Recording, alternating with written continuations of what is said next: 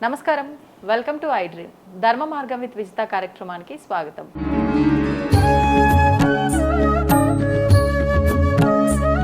ప్రస్తుతం మనతో పాటు ఉన్నారు ప్రముఖ ఆధ్యాత్మికవేత్త చేబిఎం కిరణ్ కుమార్ శర్మ గారు. ఇప్పుడు వారితో మాట్లాడతాం. నమస్కారం అండి. అఖండ లక్ష్మీ ప్రాప్తిరస్తమ్మా. ఈ మే 16వ తారీఖు అమావాస్య, ఆ రోజునే శని జయంతి కూడా ఉంది అంటున్నారు. మరి శని భగవానుడి వల్ల ఇబ్బందులు ఎక్కువగా పడుతున్నాము అనే భావనే ప్రతి ఒక్కరిలో ఉంది. కానీ మనకు ఐశ్వర్యాన్ని, అంటే మనకి ఇబ్బందులను ఇచ్చేదైనా ఆయనే, సుఖాన్ని ఇచ్చేదైనా ఆయనే అని కూడా కొంతమంది చెప్తూ ఉంటారు. మరి అసలు ఏంటి, ఆయనని ఆ రోజున మనం ప్రసన్నం చేసుకోవాలా, లేదు అంటే ఆయన పెడుతున్న ఇబ్బందుల నుంచి బయటపడడానికి ఏమైనా చెయ్యాలా, అసలు ఆ రోజుని మనం ఏ రకంగా ఉపయోగించుకోవచ్చో వివరించండి. అంటే ఇక్కడ ఇబ్బందులు అనడం కన్నా ఆయన ఇచ్చేటువంటి పరీక్షలు అని చెప్పాలి. దాన్ని ఇబ్బందులు అని చెప్పడానికి లేదు. నవగ్రహాలు ఏ గ్రహం కూడా మన ఇబ్బంది పెట్టే గ్రహం అనేది లేదు. ఫస్ట్ ఆ విషయం గుర్తుపెట్టుకోవాలి. అష్టమ శని, ఏలాడు శని, ధార్ష్టమ శని, ఇవన్నీ చెప్పడానికి ఏంటంటే ఆ స్థానాల్లో ఉన్నప్పుడు ఆ విషయాల్లో మీరు జాగ్రత్తగా ఉండమని ఇండికేషన్ ఇచ్చేయగలిగేటువంటి అవకాశం. అలా రాహు కానివ్వండి, అలాగే కుజుడు కానివ్వండి, ఇవన్నీ కూడా మనకి ఇండికేట్ చేస్తుంటాయి. అక్కడ ఆ సమయంలో మీకు జాగ్రత్తగా ఉందండి. Nothing but sign boards. ఒక రహదారిలో వెళ్తున్నాం, ఇప్పుడు సపోజ్ మనం ఇక్కడ శ్రీశైలం వెళ్తున్నాం, రహదారిలో టర్నింగ్స్ ఉంటాయి, అక్కడ బోర్డ్స్ ఉంటాయి. The curve is there, U turn is there అని చెప్తున్నట్టుగా ఈ సైన్స్ ఎలా అయితే ఉందో, అంటే సిగ్నిఫికెన్స్గా ఉన్నటువంటి బోర్డు ఎలా ఉన్నాయో జాతకంలో కూడా మనకి గ్రహాల స్థానాలు వచ్చినటువంటి జాగ్రత్తగా ఉండని చెప్పడం. బండి మీద వేగంగా వెళ్తున్నప్పుడు జాగ్రత్త ఏమిటి? బ్రేక్ డౌన్ చేసుకోవడం, స్లోగా వెళ్ళడం, జాగ్రత్తగా ఉండడం. మనకి సనాతన వైదిక శాస్త్రంలో అటువంటి గ్రహాలు ఏమైనా ఇబ్బందిగా ఉన్నప్పుడు వాటిని ఆరాధన చేసుకోవడం. సరే, డబ్బున్నోడు ఆరాధన, డబ్బులు పెట్టి హోమం చేసుకోవచ్చు, జపం చేసుకోవచ్చు, ఇంకేదైనా చేయొచ్చు. డబ్బు లేని వాళ్ళు చేసుకోవద్దా? ఎందుకంటే మన వాళ్ళు క్వశ్చన్స్లలో కాంట్రవర్సీ చేసేటువంటి వ్యక్తులు చాలామంది ఉంటారు. సో నాలాంటి వాళ్ళు చాలామంది ఉంటారు. ఈ కాంట్రవర్సీ ఏం చెప్తానంటే, ఇప్పుడు సపోజ్ మనం అనుకుందాం, ఒక భార్యాభర్తలు ఉన్నారు, ఇద్దరి మధ్యలో సఖ్యత ఉండడానికి కారణం ఏంటి? ఇద్దరు ఒకరినొకరు గౌరవించుకోవడం, ఇద్దరు ఒకరిని ప్రేమించుకోవడం. అదే విషయంలో ఆ గౌరవం ఒకరి దగ్గర తగ్గినా, ఒకరి దగ్గర పెరిగినా ప్రభావం ప్రమాదంలో పడుతుంది. కాబట్టి అలా ఎక్కడైతే మనకి ప్రమాదం ఉంటుందో ఆ ప్రమాదాన్ని ముందుగానే జాగ్రత్త పడుతూ ఇద్దరు సామరస్యంగా ఉంటూ ముందుకెళ్ళడమే జీవన ప్రయాణం. ఇది జీవిత ప్రయాణం. ఈ శని అనేవాడు ఇక్కడ ఒకరి అహంకారాన్ని డెవలప్ చేస్తాడు, ఒక అహంకారం డెవలప్ చేస్తుంటాడు. ఒకరికి బాధ్యత ఎక్కువ పెంచుతాడు, ఒక బాధ్యత తక్కువ చేస్తుంటాడు. ఈ రకాలైనటువంటి ప్రభావం ఉంటుంది. కాబట్టి శని వల్ల ఇబ్బందులు, కష్టాలని చెప్తుంటారు. ఎందుకు ఈ యొక్క ప్రభావం శని మీద ఎందుకు పడింది అని అడిగితే, శని ఎక్కువ సంవత్సరాలు ఉంటాడు కాబట్టి ఒక రాశిలో దాదాపు 2.5 years 3 years ఉంటాడు ఒక రాశిలో. అంటే వక్రగమనం అయ్యి మళ్ళీ సక్ర మార్గంలో వచ్చి రుజు మార్గం అని చెప్పేసి దాదాపుగా 2.5 to 3 years ఒక దాంట్లో ఉంటాడు. దాన్ని ఓవరాల్గా లెక్కెట్టినప్పుడు 7.5 years ఒక రాశిలో ఉంటాడు అని చెప్పవచ్చు. అంటే ఏం నడిచారంటే ఒక రాశికి 2.5 అంటారు దాన్ని. ఈ 7.5 సంవత్సరాలు 3 రాశుల సంచారాన్ని ఏలినాడు శని అని, 4 వింటున్నప్పుడు అర్ధాష్టమ శని అని, 8 వింటున్నప్పుడు అష్టమ శని అని చెప్తూ ఉంటారు. అక్కడ కేవలం మనకి ఇబ్బందులు కలిగిస్తున్నటువంటి అపోహను పక్కన పెట్టి మనల్ని సూచిస్తున్నాడు, జాగ్రత్తగా ఉండేటువంటి భావన పెట్టుకునే ప్రయత్నం చేయాలి. అది మనకి ముఖ్యమైనటువంటి విషయం. భార్యాభర్తల మధ్య ఎప్పుడైతే గొడవ స్టార్ట్ అవుతుందో ఎక్కడో ఒక దగ్గర మీకు శని యొక్క ప్రభావం ఏదో డిగ్రీ నుంచి, ఏదో దీక్ష నుంచి మీకు శని దృష్టి మీ మీద ఉందన్న విషయాన్ని గమనించుకోవాలి. ఆ శని దృష్టి ఉన్నప్పుడు మనం తప్పకుండా శ్లోకము, జపం చేసుకోవాలి. ఏం చేసుకోవచ్చు? ఎవరికి ఏది రాని వాళ్ళు శనేశ్వరాయ నమః అనుకోండి, ఇంకొద్దిగా వచ్చినవాడు శం శనేశ్వరాయ నమః అనుకోండి, ఇంకొద్దిగా వచ్చినవాడు శని అష్టోత్తరం చదువుకోండి. లేదు, మనకి శ్లోకం ఉంది కదా, నీలాంజన సమాభాసం రవిపుత్ర యమాగ్రజం ఛాయా మార్తాండ సంభూతం తం నమామి శనీశ్వరం. ఈ శ్లోకం చదువుకోండి. ఇక్కడ ఒక విషయం చెప్పాలి మీకు, శనీశ్వరుడు కాదు ఆయన, శనేశ్వరుడు. శని చరుడు అంటే నిదానంగా నడిచేవాడు. శనైహి నిదానము, చరము కదలిక, నిదానంగా వెళ్తాడు. It's very slow degree motion అయింది కాబట్టి అలా ఆయన స్లోగా వెళ్తాడు కాబట్టి శనేశ్వరుడు అంటారు, శనేశ్వరుడు. కాబట్టి శనీశ్వరుడు కాదు. ఈశ్వరుడికి శనికి లింక్ పెట్టి ఆ పదాన్ని శనీశ్వర దేవాలయం అనేటువంటి మాటలు మాట్లాడకండి. ఇప్పటికైనా తెలుగును బాగా మాట్లాడండి బాబు, కొద్ది పుణ్యం ఉంటుంది. ఆ తెలుగు మాట్లాడలేకపోతేనే మనకున్నటువంటి శని మన మీద పడ్డాడు అని అర్థం. కాబట్టి శనేశ్వరుడు అనే విషయాన్ని గుర్తుపెట్టుకోండి. తప్పుగా అనుకోకండి, నేను సూటిగా చెప్తాను.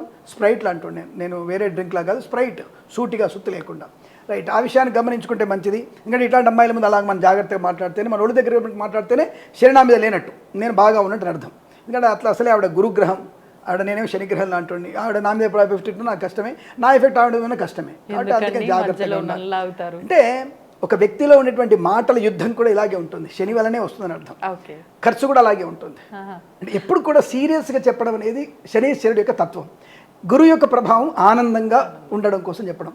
అంటే ఒక వ్యక్తిని, అవతల వ్యక్తిని ఆనందంగా చూపించాలంటే మన యొక్క మాటల్లో, చేతల్లో అవతల వ్యక్తిని ఆనందంగా ఉంచినప్పుడే శనీశ్వరుడు మనకి బలంగా ఉన్నట్టు.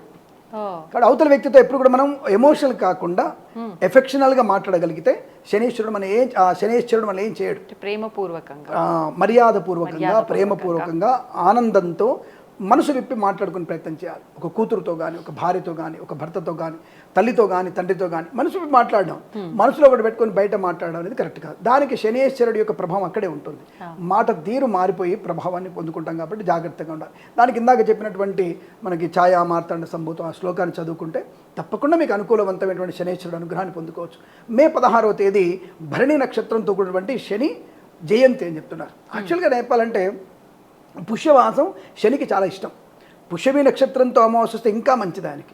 సో కాబట్టి పుష్యమాసం విశేషమైనది.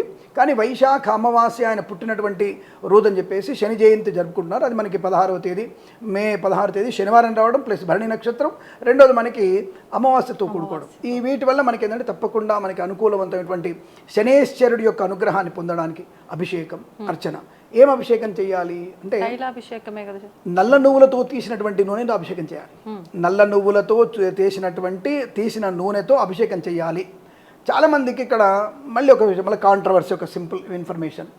పాపం గుళ్ళో పంతులు గారు ఉంటారు, మంచి వాళ్ళు కొంతమంది ఉంటారు, కొంతమంది మూర్ఖాగ్రేసరులు ఉంటారు.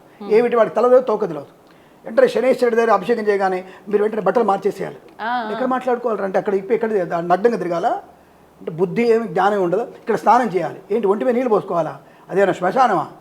కాబట్టి ఇటువంటివి ఈ అనవసరమైన మిడిమిడి జ్ఞానంతో ఉన్నటువంటి వ్యక్తుల మాటలు నమ్మొద్దు. శనేశ్వరుడికి అభిషేకం చేసిన తర్వాత మీరు కాలు కొడుకోవాలని అవసరం కూడా లేదు. సరే జిగటగా ఉంటుంది కదా, జుడ్డు అంటుతుంది కాబట్టి కాలు కడుక్కోవడం తప్ప, జారి పడతాం కాబట్టి అంతే తప్ప శనేశ్వరుడికి అభిషేకం చేసి మీరు వెంటనే కాలు కడుక్కోవాలి, ఇంటికి వెళ్ళకూడదు, నోట్లో పొక్కిలించి ఉమ్మేయాలి, ఉప్పు దానం చేయాలి, ఇవన్నీ పిచ్చి మాటలు మాట్లాడద్దు.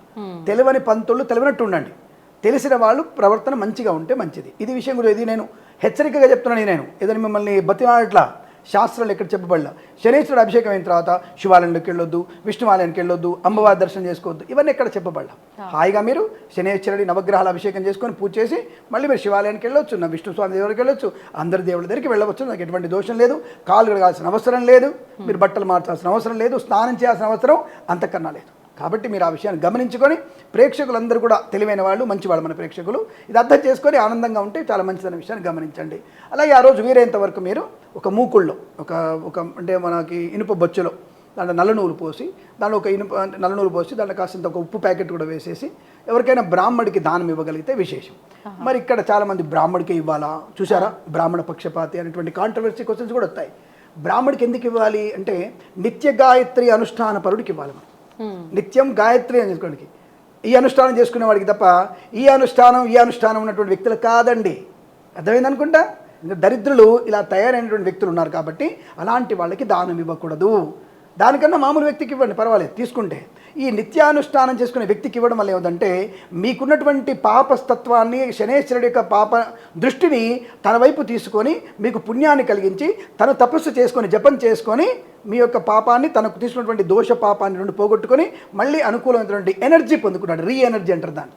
That is the reason to give the donation to the Brahmans only, not for the other people అని చెప్పబడింది. ఏ దానమైనా సరే. కాబట్టి అటువంటి దానం చేయడం వల్ల ప్రయోజనం ఉంటుంది. మరి ఇచ్చినప్పుడు ఫ్రీ ఇస్తామా? మరి వాడు జపం చేసుకోవాలిగా 3 రోజులు. నువ్వు ఇంత పాపం చేస్తే, నువ్వు మర్డర్ చేసావో, మానభంగం చేసావో, తప్పు పని చేసావో, ఎవరిని లేపుకపోయినావో, ఎవరిని ఉంచుకున్నావో, ఏ తెల్లగా తప్పుగా అనుకోద్దు మీరు. ఇవన్నీ బయట ప్రపంచంలో జరుగుతున్న విషయాలు చెప్తున్నాను నేను. ఏమిటంటే మీరు మాట్లాడుతున్న బాధపడకండి, కోప్పడకండి. జరుగుతున్నటువంటి అనర్థాల కారణం మనమే. అలా తెలుసుకొచ్చి మనం చేసే పాపాలు మూట కట్టేసి బాబునికి ఇచ్చే సరిపోద్దా? మరి వాడు భరించాలిగా, వాడు 3 రోజులు జపం చేసుకోవాలిగా. ఈ తీసుకున్నవాడు 3 రోజులు బయట కార్యక్రమానికి వెళ్ళకూడదు, పెళ్ళిళ్ళకి పేరున వెళ్ళకూడదు. అందుకేం చేయాలి? మరి కొంచెం జపం చేసుకోవాలి. రోజు నిత్యం సహస్ర గాయత్రి చేసుకోవాలి. సహస్ర గాయత్రి అంటే మీకు 6 గంటలు పడుతుంది ఖచ్చితంగా. ఈ 6 గంటల సేపు జపం చేసుకోవాలి. మరి 6 గంటల్లో పలాని వితారెడ్డి గారి కూతురు పెళ్ళికో లేదా వాళ్ళ చెల్లెల పెళ్ళికో మనల్ని పిలిస్తే మరి ఎట్లా పోవాలి? ఇప్పుడు నేను కిరణ్ శర్మ రాడండి, పెళ్లి పిలిచి రాడండి అని చెప్తున్నాడు. అయిపోయి నాకు వచ్చే 50,000 లక్ష రూపాయలు పోయినట్టేగా. నువ్వు ఇచ్చిన దానానికి వచ్చేటువంటి 1,000-2,000 కన్నా మరి ₹1,00,000 గొప్పది కదా. అంటే వీడు కడుపు కొట్టుకున్నట్టే కదా. ఎగ్జాంపుల్ చెప్తున్నా నేను. కాబట్టి బ్రాహ్మడికి తగినంత దక్షిణ తాంబూలం మనం ఇవ్వాలి. అది 5,000 ఇస్తావా, 10,000 ఇస్తావా, 1,000 ఇస్తావా, నీకు యథోచితంగా ఇచ్చే ప్రయత్నం చేయాలి. ఇచ్చి ప్రశాంతంగా ఇచ్చి నేను విష్ణు స్వరూపమైనటువంటి బ్రాహ్మణుడికి దానం చేసినటువంటి భావనతో మనం దానం చేయడం వల్ల ఈ నల్ల నువ్వులు అది ఒక ఇనుప బొచ్చ అవి దానం ఉప్పు దానం ఇవ్వడం వల్ల ప్రయోజనం. లేదు ఒక కూష్మాండం అంటే బూడిద గుమ్మడికాయను లేదా పండు గుమ్మడికాయను దానంగా ఇచ్చే ప్రయత్నాన్ని చేయండి. పత్తి కూడా దానం చేయవచ్చు. ఇలాంటివన్నీ దానం చేయడం వల్ల తప్పకుండా మంచి ప్రయోజనం ఉంటుంది. ఈ మే 16వ తేదీ శనేశ్వరుడి ప్రీతి కొరకు మీరు తప్పకుండా శ్లోకము, దానము, అభిషేకం చేసినట్టయితే సంపూర్ణ శనేశ్వరుడి యొక్క అనుగ్రహాన్ని పొందుకొని అష్టైశ్వర్య ప్రాప్తి పొందుకోవచ్చు. శుభం కలుగుతుంది. నమస్కారం. ధన్యవాదాలండి. And for more videos, Please subscribe to iDream channel. Subscribe to iDream Media. Please subscribe to iDream. Please subscribe to iDream. Please subscribe iDream. And please subscribe to iDream. For more videos, subscribe to iDream. please like, share, and subscribe to the channel. Congratulations, iDream. Subscribe to iDream. Subscribe to iDream. So subscribe to iDream Media. iDream ki iDream team andarki huge congratulations. Please subscribe iDream Media. Please subscribe to iDream. Subscribe iDream. Please subscribe to iDream. iDream అంటే నా కళల ఛానల్ను subscribe చేసుకున్న నోరు తిరుగుతలేదు.